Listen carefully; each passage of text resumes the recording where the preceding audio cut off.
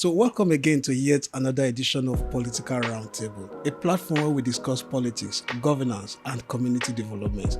And today we'll be examining issues that affect the local government system, that affect legislating, and also issues that affect governance, especially how the people are governed through laws and through legislations. And to examine this with me and also to look at Cross River State politics in totality, especially 3 years after the government of Governor Bassey Otu took over Cross River State. It's no other person but I believe he has the political stability, he has the knowledge in depth, and he also has the capacity to discuss this because he's been in the system for a while now. Like people will say, he's been around. And in the past administration, he handled several offices, and also in this administration, he has handled one or two offices. But currently, he is the candidate for the All Progressives Congress for Odukpani State House of Assembly, or Odukpani State Constituency in the Cross River State House of Assembly. And a very popular face, a brand in Cross River State. He is Mr. Honorable Joseph Edet, popularly known as La Shakara. You are welcome to Honorable the in the making. Honorable in the making. Thank you, my brother. Thank you. Yes. So, 3 years down the lane, Yeah. Governor Bassey Otu came up with People's First mantra, and a lot has been achieved. A lot is yet to be achieved, and all that. And just like I said while introducing you, you've been around. Yes, sir. In Ayade's government, you were a critical stakeholder. Five offices you're involved in the space of 3 years. In the space of 3 years, handling different responsibilities, doing several things for Cross River State and for the government of the day. And you've been involved in these governments, these two governments. So, in your own analysis, how has it been? Firstly, I want to thank you for this platform. It's a beautiful platform. Thank you. Politics is a way of life. Mm-hmm. And I believe that everybody's a politician. But you just don't know to what extent of politics you are playing. You're involved in. You're politicizing in the market square, in the church, there's politics going on. Like my teacher back then used to say that even your mom at home, for her to decide how many pieces of meat gives to your father and gives to your elder brother, to everybody and all of that. It's that's politics. Political share, even among siblings, there's politics. So in Cross River State, of course, we are a state that was not very politically inclined before now. Okay. Now, but as things have evolved from last government up until now, everybody's involved. Everybody wants to get involved. Everybody's saying something. Is it a plus or a minus? I think it's a plus because we're getting aware. We're getting more and more aware. Because why I'm asking, so some people believe that every Tom, Dick, and Harry wants to be an appointee. Everybody wants to be in government. Nobody wants to go to the farm. Nobody wants to fold their sleeves and be involved. Well, I beg to disagree. Okay. Because you don't forget I'm also not directly involved in the private sector. Okay. I've founded a couple of businesses which other people are running currently because I'm active in politics. Okay. But every time I have that opening, that window, maybe one full year of no political appointment, nothing, I just strike. So I get to understand what happens. Do you know that people are registering businesses every week? People are doing what? Registering businesses. Registering? Yes. Wow. Starting businesses, starting ventures every week in Cross River State. Every day somebody's buying something. Somebody's investing in land. Somebody's investing in houses. Somebody's putting money in somebody else's business, buying shares. It happens here in Cross River State. Funny enough, I was discussing with a friend, and some colleagues came into town and were driving around town and see this house. Who owns this? Is this person? This politician? Who is building this? So me and that friend, we now discovered that almost every big project, big house, big restaurant, big center, anything that is linked to somebody in government, a politician. So you hardly see the common man, the private man, doing something big. Maybe I should just let me just add to that. Okay. Truth be told, I think it's because the light is shining on politics and politicians. Okay. So when we do like this, everybody notices what we're doing. But president laughs, everybody notices that somebody has laughed. Okay. Yeah, but you look at other businesses that are coming up very strong. You can Crispy Chicken is not owned by a politician. Hara Grill is not a politician. Huggies not a politician, not even a cross Riverian. You know, a couple of businesses like that. You have people who are not in politics, who are starting business, base bar. You know, forgive me, I'm going in the line of hospitality. I understand. That's one of my fortes. I understand. You know, but then you see some other private industries come up. I know I have a friend who's currently doing Popomasidor and Nestle is one of the largest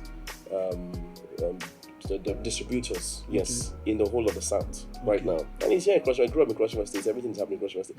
So, like I said, because you know when the lamplights on us, everybody gets to see what politicians do.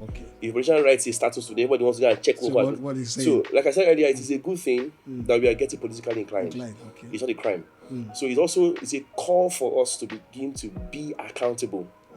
Yes, that is also a prompt, not to necessarily be fighting people, or to be fighting the people who are making this post and the rest, but for us to become accountable to them. Yes, accountability is the catch. We have to show accountability, we have to show presence. So in the past years between last government and now, a lot has happened.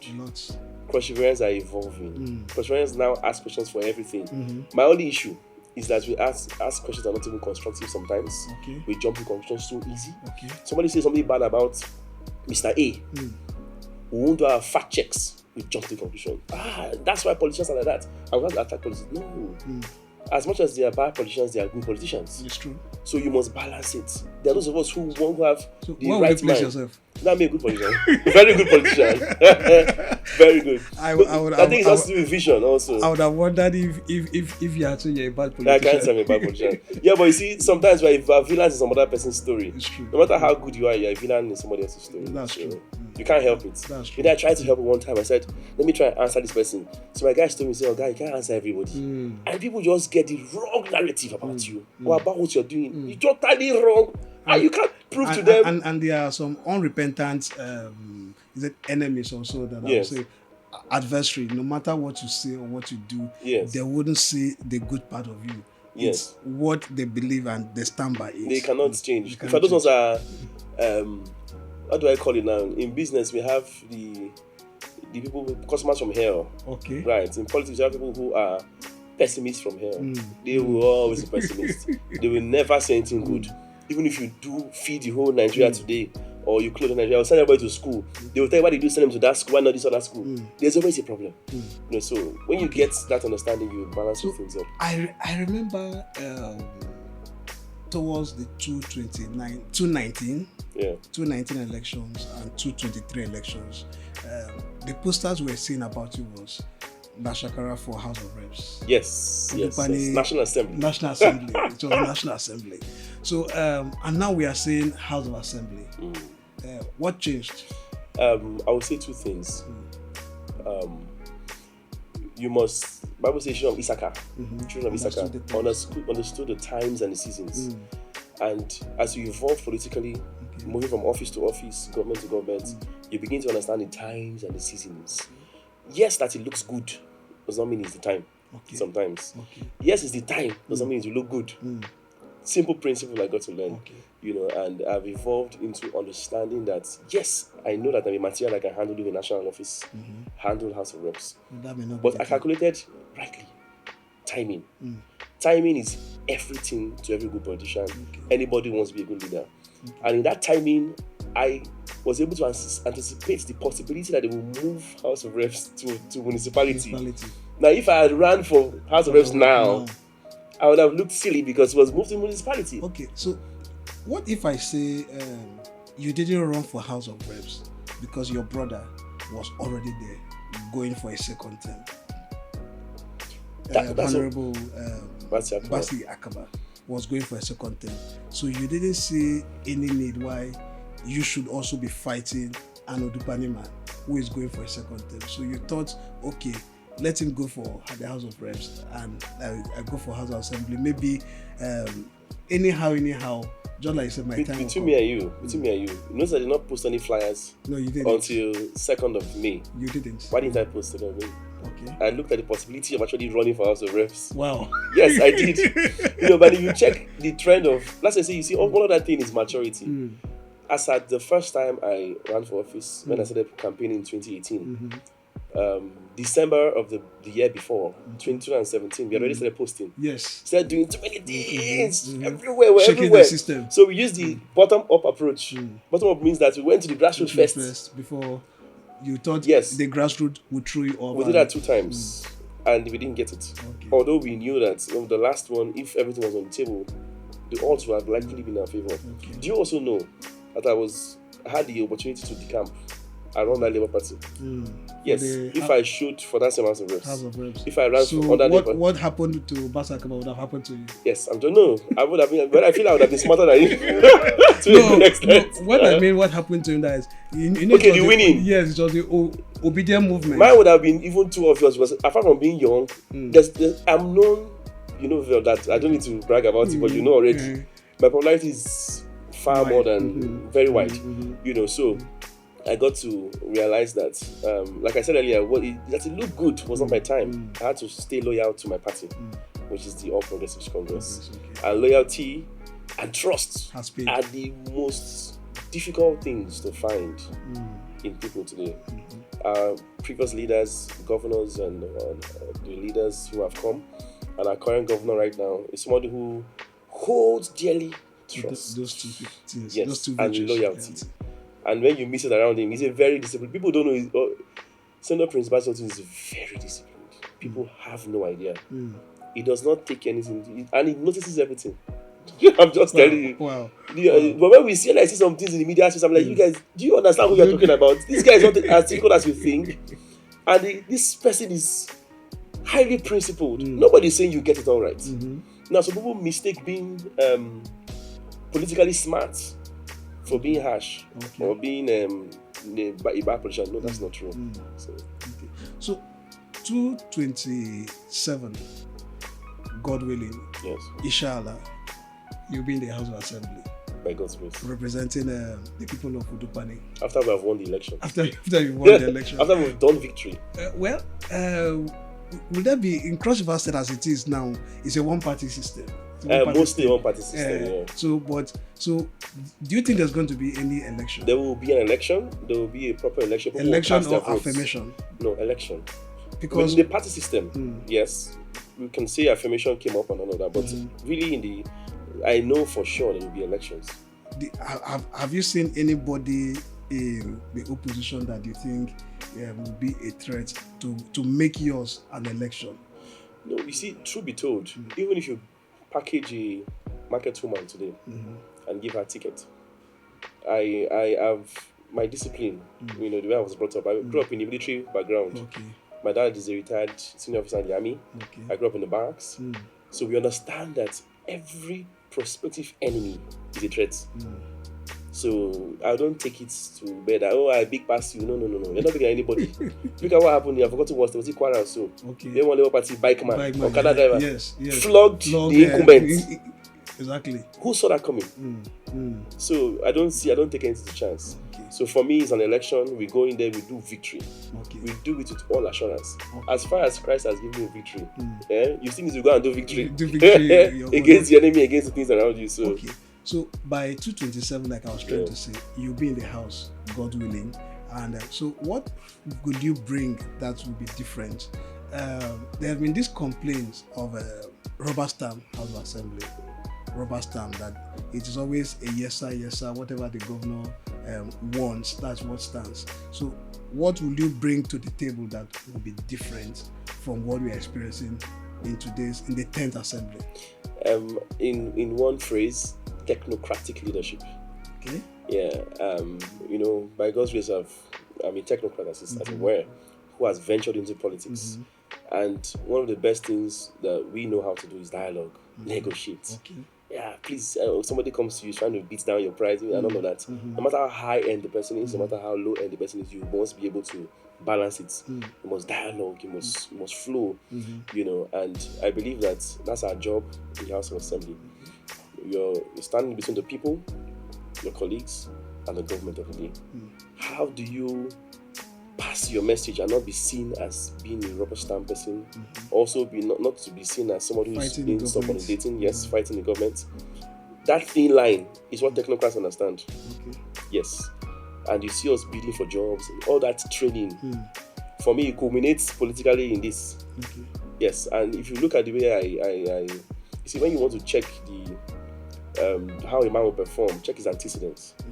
In last government, I wasn't rubber stamp. You remember Clegg that was not rubber stamped. You know, I got into office, although with 100% respect to leadership. I will see, the Bible says you state your claim. You know, you state your claim. Oh, sir, this is what I think. Sir, this is how I think it should be. So I think this decision is a bad decision. So nobody gets, sometimes not because of the fear of, oh, they will remove me, or then nobody really knows how to really. And let me shock you, our leaders love the people who can say the truth firm, but with all due respect, with all due honor, humility, and the ability to communicate. Our leaders don't know everything. People don't know. I tell my people that I don't know everything, that they need to tell me some things, and that's what happens.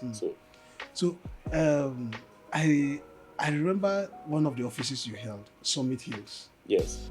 And it has a lot to do with lands and all that. So was there any time that this issue of you having issues with community people, government, policies, and all that you, just like you're trying to say, you stood firm, you didn't succumb to pressure, but you made sure the right thing was done and everybody went home satisfied. Can you share any experience like that? Yeah, I recall that happened. You know, that's one of the things, like I said, where your technocratic experience begins to come to bear, manifest itself. You know, and this time we had received letters from community in a couple of times. So I had one or two meetings. I said, they should just pipe low a bit. Let's communicate with the government at the time. That was last government. And as things unfolded, nothing was really done. And it took us to court. Wow. Back and forth. And nobody heard about it. Yeah, that's because I was careful not to escalate it or go in with guns blazing. You know, sometimes when you have community issues, land issues, or issues that are government inclined, I think one of the biggest problems we have is how our people in government handle these things. I mean appointees. You know, some of them go around and brag. Some of us go around and brag. And in that braggadocious episode, information is picked and sent to the media, and before you know it, they start to fight the government. Meanwhile, it's not the government that caused it. It is you. Your personality caused it. You know, so I held down, put things in order, dialogue this way, came to Attorney General at the time, late Stanko Ashan, God bless him. So we go dialogue that way. I said we need to have a meeting, community, government, all of us. We had to call them to a round table. This is, mind you, after they had the advantage in court. Wow. Yes. And what I realized is, as much as government does not abuse power, you know, and I can tell you for sure, this particular government does not abuse power. That's never happened. If you abuse power in this government, Oga will call you to order. I'm just telling you, people don't know all these things. That's why I say people really don't know who they're dealing with. They don't know who so they just jump to conclusion in public. You know, so you see, in that case, we're able to dialogue, then agree to settle out of court. Okay. So talking about you being a technocrat, and that's what you bring into the House of Assembly, what bills, what special laws, legislators, and shons you think you'll be bringing, especially that will benefit not just your immediate constituency, the Odukpani local government as a constituency, but cross variance? I'll just share a few things. Okay. You know, I'm not here to share manifesto, but the truth of the matter is that when we go there, there are certain areas of life that once you touch, the spiral effects, which is not just people of Odukpani, it goes beyond. I tell people I'm not going to see the truth of the matter is that when we get to the house, you're representing you're the member of your constituency, fine. But there are laws, bills, programs, policies that you're going to for the entire state, and not just for the state of that government. They transcend into next generation, decades. Sometimes it's difficult for someone to come from another decade to come and change what you've done. These are the reasons why, like you said, rubber stamp is good, but it's not perfect. So it's advisable, like I said, to balance it out. So in areas of education, in areas of health, in areas of community we have a lot of disputes here and there. These are the areas I want to come and focus on. Community disputes. Yes, Okay. there's a whole lot. I really love that. I really love that because I've been involved in crisis management. Yes. As a immediate past state coordinator for Partners for Peace in the Niger Delta. Beautiful. Where we have handled several crises within Cross River State. From surveys we have on ground, 16 out of 18 local government in Cross River State are bedeviled with one form of communal crisis or the other, and that is a high rate. 16 out of 18. That's a whole lot. Yes. So so what for me, what we've come to find out is that Cross River State is not, government of Cross River State is not sincere in managing communal crisis. Why do I say so? A communal crisis comes up, government panel of inquiries mostly is set up, and they go into action. Money is spent, report is produced, white paper comes up, and no implementation. So you see that almost all the communal crises we have been battling in Cross River State for the past 8-9 years have been involved in this, has been renewed crisis. So you will not see any fresh crisis. It has always been renewed yes. Because there have been issues and when you go to these communities, you see them with white papers, you see them with court judgment, you see them with position papers and all that were not implemented. And after 10 years, 5 years, it comes up again and all that. So with your interest in handling this, is there any special mechanism, any special idea you think you are going to bring on board to help the government nip this or reduce the rate of communal crisis in Cross River State? Truth be told, you see, I wouldn't want us to blame government and say government is not. Well, I get where you're coming from, but beyond government, don't forget that when this crisis starts at the community level, it affects them first. There's leadership at that level. Okay. We have village heads, we have family heads, we have village heads, we have traditional rulers, paramount rulers. Do you know that at that initial stage, it is them that should sort it out? Before it's only when it escalates that it should rightly come. And funny enough, when you go to the judiciary, and you know, there's a law in Cross River State enacted by the House of Assembly, yes, 2024, yes, that gives the vice chairman of council the right to be involved in managing communal crisis. So anything communal crisis and all those stuff is on the purview, the table of the vice chairman. Yes. And that law empowers the vice chairman to set up a committee, yes, and headed by the vice chairman. But you know, when the vice chairman does that, it was so sad that Odukpani, your own local government, formed that committee, and the chairman of that committee wasn't the vice chairman. Well, you see, also depends. I wouldn't be able to say much on some of these things because I don't know everything. But the truth be told, when the law is made, it has to be properly communicated and also properly implemented. Now, yes, people in government should be the ones to help, because we can sit in the House of Assembly, debate here, back and forth, and then with laws are made, come up with policies or bills. I have passed motion. Who supporting motion? Oh yes, me supported motion. Stamp. All the eyes have it, and we live there, and implementation is lacking. Do you know that even land laws, so many are not properly implemented? Exactly. Yeah, but if you look at, I remember you mentioned the people's first mantra and mandate. One of the things, Oga, I like to call our governor, Oga, let me say it officially, our governor, Senator Prince Bassey Otu, wants to do, to see the fact that, see to it that we're able to have at least 80% implementation of laws across board. Across board, whether it's in the local governments, in this kind of situation we're referring to now, where the vice chairman chairs the committee set up to handle. And guess what? They're not actually being the ones to now take over those communal crises. No. They're just more like the government representative. Now, even when those vice chairmen come on board and chair these committees, they have to make reports. Exactly. They have to a local government chairman, and then it goes up the ladder. That is the correct flow. And like my colleague will always say, the fact that you're a House of Assembly member, you're elected, or the fact that you're appointed a commissioner or an SA, doesn't confer on you knowledge of that area immediately. Let's say you're like we have a department of in Cross River State, the deputy governor is in charge of communal crisis as a state. So it doesn't confer on him automatically that he should know everything that has to do with crisis management, conflict transformation, and all that. So it behoves on him to work with technocrats, just like you use those words, who are in the civil space and all that, and bring them together, manage them, and see how they can. But in Cross River State, that is not the case. So they just believe everything should be handled by politicians, politics, and...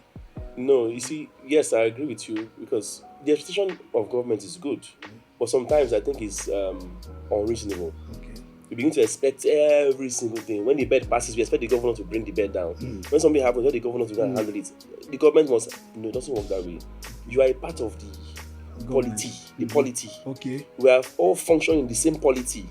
If we're in this household now, we have the head of the house who has gone to work or gone to a house for the day. Won't we have brothers who can coordinate things, put things in order? Yes, we have appointees who are supposed to do some of these jobs. And you said not everybody knows everything, but you can quickly get information. Information is power. There's access. Nobody is going to stop you from accessing your terms of reference, your any communique around your office. Now, how do you identify a square peg in a square hole in the first place?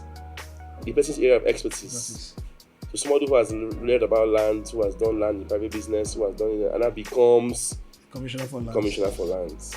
Somebody who has been in practice law for maybe 10 to 15, 20 years becomes Attorney General or a special advisor in that direction. Somebody who is a former security directive, SSA. Security. That is how it's done. If you look at the government today, don't forget that our deputy governor used to do a lot of... Yes, in the UN. He actually has a PhD in... communal, I think I forgot what you call it, but in that direction. Peace building and conflict, I think peace building and peace and conflict, yes. So you see that you can see a square peg in a square hole, as it were, and then the ability, like you said, to now begin to gather and garner information. That's what you now use to begin to work. But the people who are bringing by the time the information gets to the top, sometimes it is so sieved and filtered that you now, when the government now makes a statement, it happens as if you know what we're saying. Meanwhile, we know exactly what we're doing. 3 years down the lane, Governor Bassey Otu.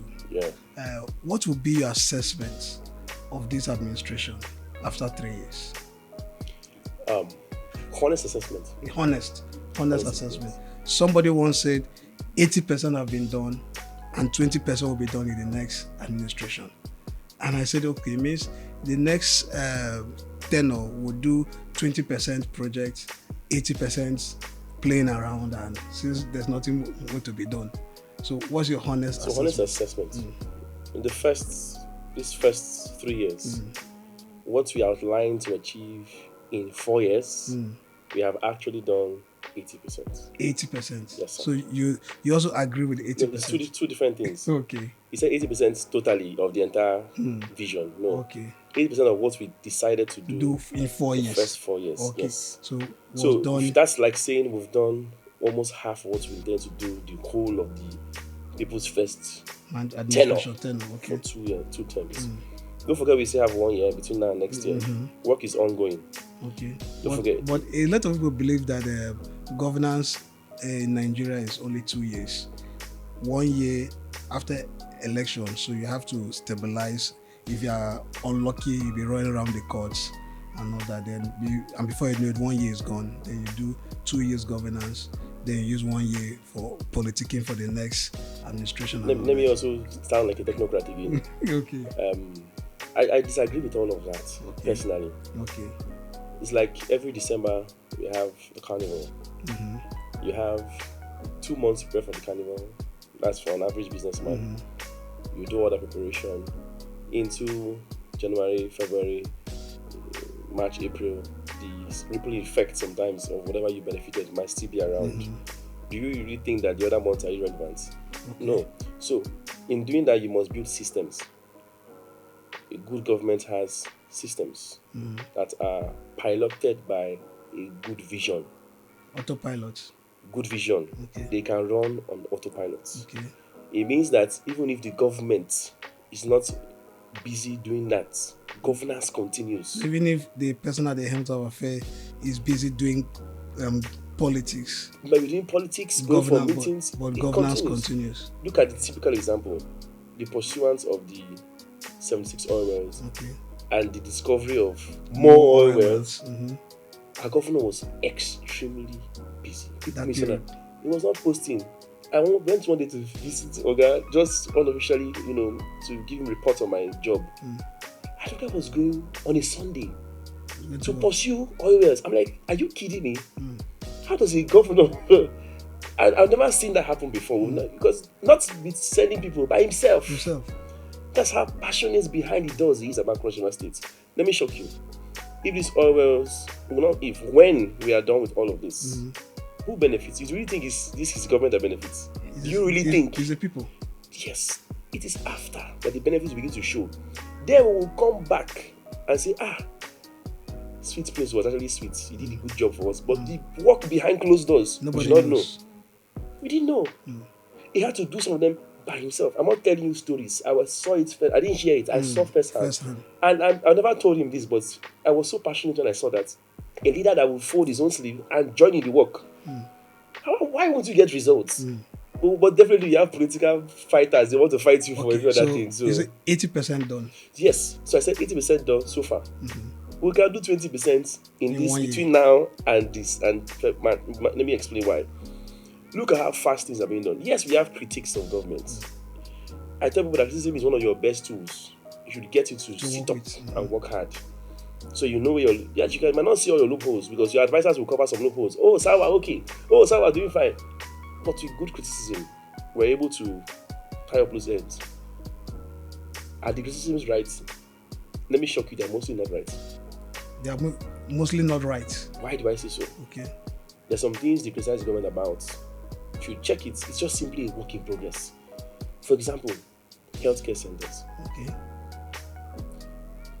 Those are projects that we've planned for. Some have been done, some were not done. You can't you go to one that was not done or three that were not done and begin to abuse the entire system. Meanwhile, there's work in progress, contracts are being given, work has started 1 or 2 places. See what happened some weeks ago. Doctors' salaries have been increased by 100%. 100%. Now, healthcare workers are about to be increased by another 2,000. 2,000 more health workers into the system. Yes. Okay. Because even if you renovate and set up these health centers, who will work there? Then you need people to mount them. So we have people coming, we have investors coming. These projects are already being planned for. They are projects in work. Projects at work, rather. Now, that's begin to accuse the government of, we don't have oil. Doesn't mean the work is not ongoing, or the preparations are not ongoing, or there's no plan to renovate these places. These plans are right there, but we have to expedite action. Okay. So I wouldn't want us to begin to criticize without even having an idea what really is happening in the background. Is the work ongoing? Yes. Okay. See the roads. These contracts have been approved since. Okay. Don't forget that they've been approved since.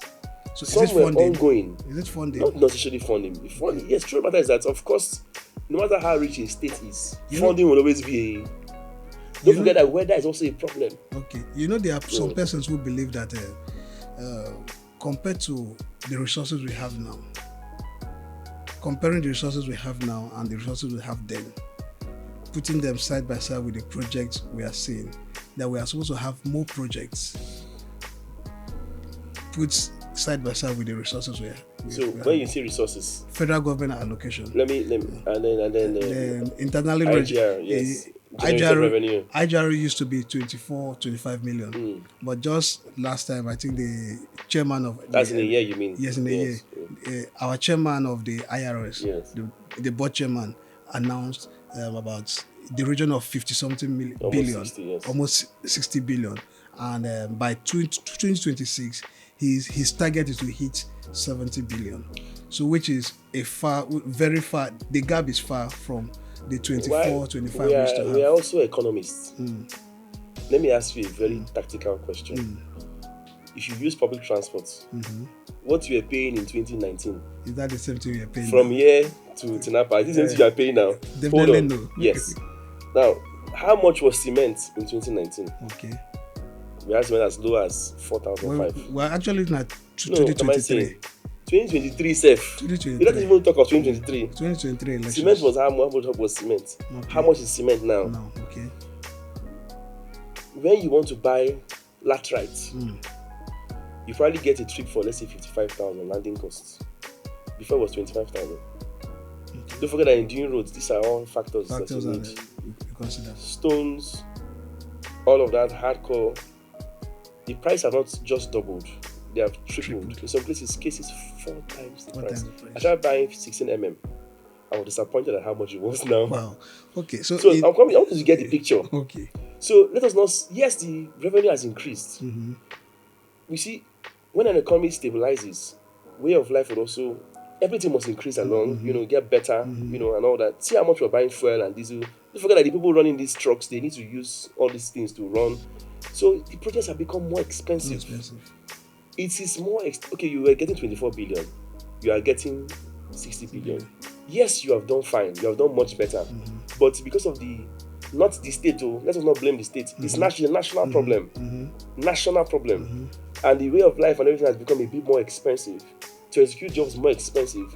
Contractor that you give a contract in 2022. When you say it's a national problem, will it say your party has failed Nigerians? It's not about party now. We're not looking at party now. We're looking at the general way of life. It was actually when your party came on board. Okay, should we say the world has failed us? Because if you go to any other country in Africa today, in Nigeria during Goodluck Jonathan and the rest, we're all smiling and we're enjoying. Let me tell you one. As soon as APC came on board, I will not let us. Let's not go down that line. Let me tell you one reason thing. Okay. I like to travel a lot, so I enter into countries. And like I told you when we were talking, I said systems. What this government is doing right now in Cross River State is to build systems. That's why you see, the governor is careful to find square pegs in square holes, round pegs in round holes, triangular pegs in triangular holes, crooked pegs in crooked holes. if only we have crooked I'm just joking. That's just a joke, please. So my point is this. When this is done, the system works. To build the system these days, it is a difficult task. You have people with different mindsets coming in, all different factors affecting the polity. There's drama here, drama there. Look at how stable we have. First and foremost, we must stabilize insecurity. I don't think we've been this stable. I'll actually give that to the governor. Don't forget that in 1999, that era, it was heavy cultism, back to back till about 2000. Don't forget. Let's be very, very honest. We've never had it this stable since 1999, since the advent of democracy and in Cross River. I'm looking at Cross River State. So why don't we? If you look at the pros, it outweighs the cons comfortably. Now, what we must do now is find a way to let the pros subsume the cons. Is it true that this government pay cultists to stay off their fight and Have trouble? you seen anything like that on record? Have you seen anything written on paper that they are paying? It may not be security votes. What is security votes? Maybe that is unaccounted funds. They just kind of give cultists that what happened. Unaccounted funds. No, the government doesn't do that. Are you sure? What I know is this. Okay. The government and the security agencies work in core partnerships. Okay. Now, across board, there are different leaderships. You call them to order. It is order. Okay. You call them to order. Okay, so finally, before we go, you're from Odukpani? Yes, I am. The governor's from Odukpani. House of Assembly Odukpani. House Senator Odukpani. And now the reps have gone to municipality. So is it fair that Odukpani has been shortchanged, especially that reps? Because from my calculations, Odukpani have gotten it through Prince. He has gotten it through who again? I think ambassador at the time. Ambassador back then. That ambassador, I think, though he was from Odukpani, but he played municipal. Yes, that's true. Municipal you're politics. Correct.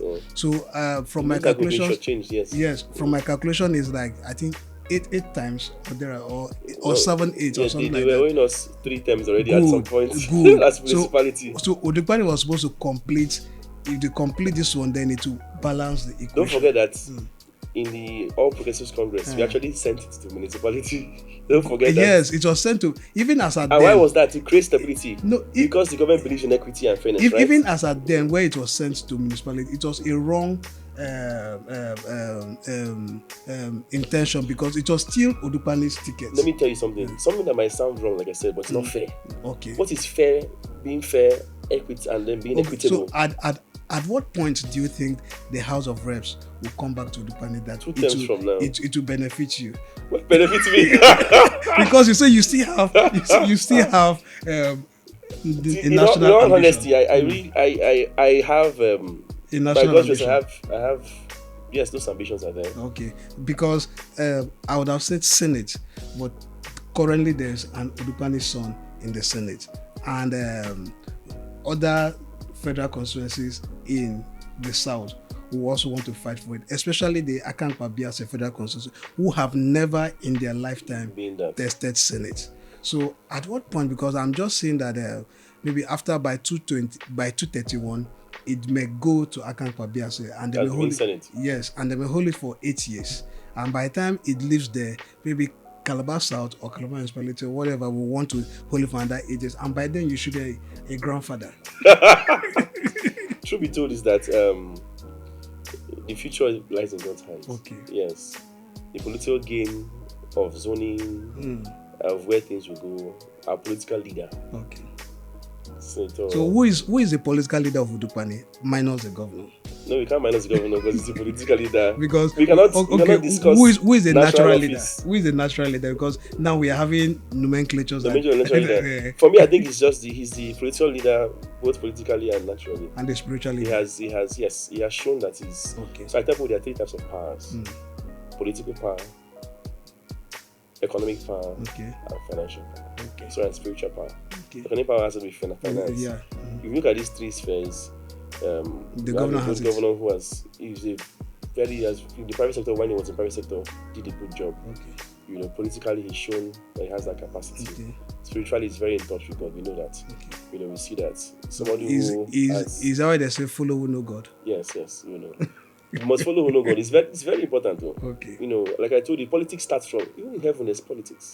Well, that would be a discussion for another day, because I wanted to know how possible it is for you to be politically strong and spiritually strong at the same time, because of this concept of politics is a dirty game. But maybe some other time we'll look into that. That's a balance. It's a balance that is achievable actually. Okay. So for now, the thin line, but once you get there and master the thin line, you're good to go. But now, what is going to be your advice to young politicians, young leaders that are very young, because of most of them are not getting it right?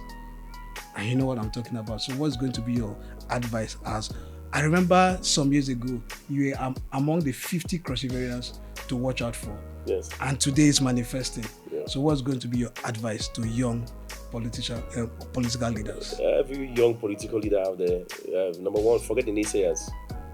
Number 2, get involved. You must get involved in the process of leadership. And you cannot do it from outside. You must get in. I'm not saying you must get into bad things, but get into playing the art of politics. Come and listen to things, hear things, watch, write educative things. Number 3, develop yourself. And finally, do not think local, think global.